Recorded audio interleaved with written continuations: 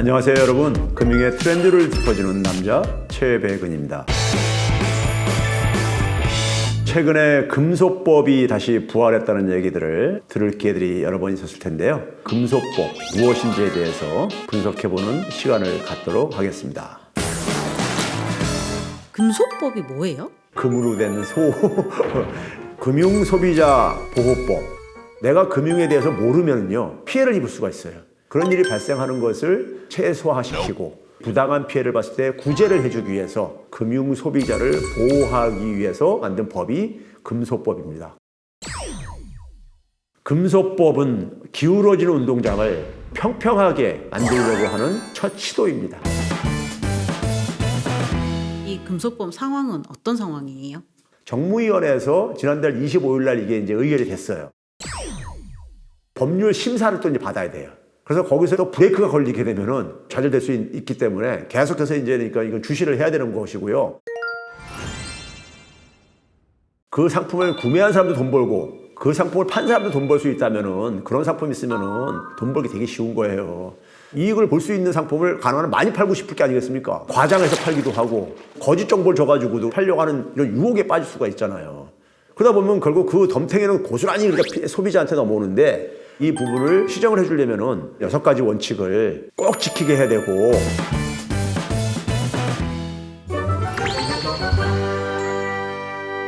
금융상품을 판매할 때 적어도 6개의 기준을 지켜야 된다 하는 6대 판매 원칙이 있어요. 첫 번째는 적합성 원칙이라는데 사람들에 따라서 재산도 틀리고 소득도 틀리고 연령도 틀리고 다 다르잖아요. 그 사람에 맞는 상품이 있을 수가 있고 그 사람한테 적합하지 않은 상품이 있을 수가 있어요. 노후에 사실 안정적인 그러니까 수입이 보장되지는 상품을 권유를 해야 되는 거예요. 큰 이익도 볼 수 있지만 큰 손실도 볼 수 있는 상품은 이분한테 적합한 게 아니잖아요. 그래서 이제 적합하지 않기 때문에 권유하지 말라는 얘기죠. 이게 적합성 원칙이고요. 두 번째는 적정성 원칙. 상품이 좋아도 이 사람이 감당할 수 없는 상품이 있을 수가 있잖아요. 판단해가지고 권유하라 이거 상품을 그러니까 고객의 그러니까 상황을 충분히 파악을 해가지고 거기에 맞게끔 설계를 해주라 이거죠. 세 번째는 뭐냐면은 상품을 공급하는 사람과 소비하는 사람들 간에 정보가 굉장히 불균등해요. 금융상품을 선택해야 되는 사람들이 훨씬 더 적은 정보를 가지고 있어요. 충분히 이해하지 못한 상황 속에서 선택을 했을 때 이걸 가지고 불안전 판매라고 합니다. 그래서 불안전 판매를 금지시키는 원칙이 세 번째 원칙이고요. 불공정 행위 못하게 되어 있는 원칙이 있습니다. 부당한 권유를 하지 못하게 하는 것. 허위, 과장, 광고 이런 거 하지 말라 이거죠. 이런 규제 원칙을 왜 만들었냐? 최소한의 이런 6가지 기준들은 지키면서 팔아라 이거예요. 그걸 위반했을 때는 과징금이나 과태료를 부과하게 돼 있고요. 피해를 보상도 해줘야 되고 이런 것들을 장치를 한 것입니다. 껍데기만 통과된 거 아니냐 뭐 이런 이야기도 나오거든요. 금융 분야야말로 징벌적 배상제도의 도입이 굉장히 필요한 분야예요. 자기가 팔아가지고 생기는 이익보다 과징금이나 과태료가 만약에 수십 배가 된다고 해보세요. 그럼 잘못하다가 자기 망할 테니까는 그런 일 안 하려고 할 게 아니겠습니까? 이런 걸 가지고 우리가 징벌적 손해배상제도 이런 거 있죠.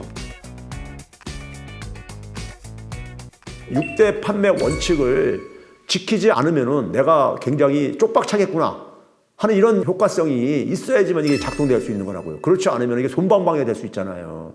덜 무섭게 했다 이거죠. 그래서 이게 그러니까 잘못하면은 제대로 효과가 충분히 나타나겠느냐 여기에 대한 의구심을 갖고 있는 거죠. 금소법이 시행이 되면은 어떤 변화들이 좀 나타날 것 같으세요? 과거보다는 이제 과징금, 과태료 그리고 이제 피해 보상 이런 것들이 장치가 좀 이제 마련됐습니다. 부대포식으로 이제 파는 행위는 아무래도 좀 근절될 가능성이 높고요. 그리고 창구 직원들도 자기가 파는 상품에 대해서 제대로 된 이해 없이 팔게 되면은 자기가 이 금소법 위반이 될 수가 있어요.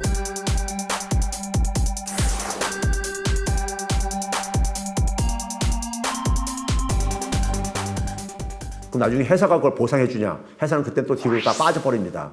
금융회사 직원들도 이제는 신중하게 상품을 소개를 하고 싶어 할 거고 법에 위반되지 않도록 하는 이런 경각심들이 생길 거라고 저는 생각이 들어요. 특히 이제 우리가 주목할 부분은 소비자가 상품을 계약하고 나서 잘못된 상품이라고 생각했을 때는 다시 이거를 반환을 요구할 수가 있어요.